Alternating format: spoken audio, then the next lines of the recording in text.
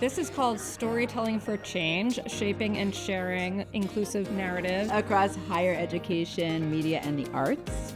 And it's really focused on bringing people together across a wide array of areas and having an understanding and sharing information about how we can really elevate the story of higher ed and make positive change.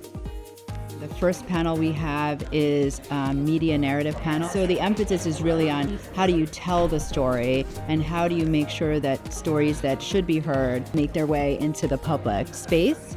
And then the second panel is documentary theater. And then we're going to have a story coach run a storytelling workshop.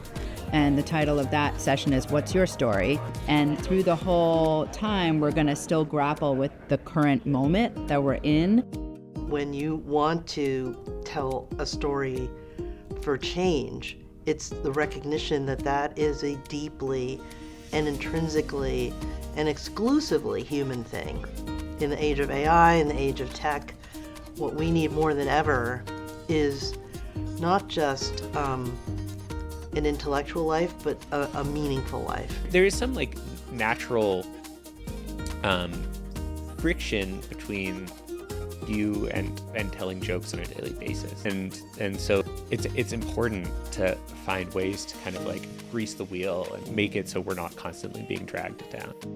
We have a program on academic storytelling and how to break out and connect with the mainstream audience.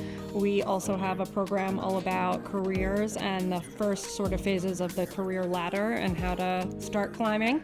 And then we are going to end the day with higher ed and AI. And will higher ed survive the AI age?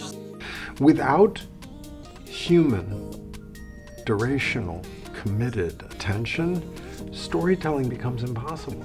It's at this point that to be educated is to shape, protect, and care for your attention and the attention of others. A really helpful thing was just seeing that there are people doing meaningful work, because it's really hard to see through everything that we scroll through. One thing that I'm going to take away from the panel is that we're not doomed.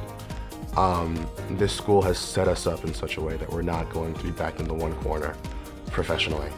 And there's just so much possibility out there after undergrad. So that's one thing I'm going to tell all my friends as soon as I get out of here. We're all going to feel a lot better.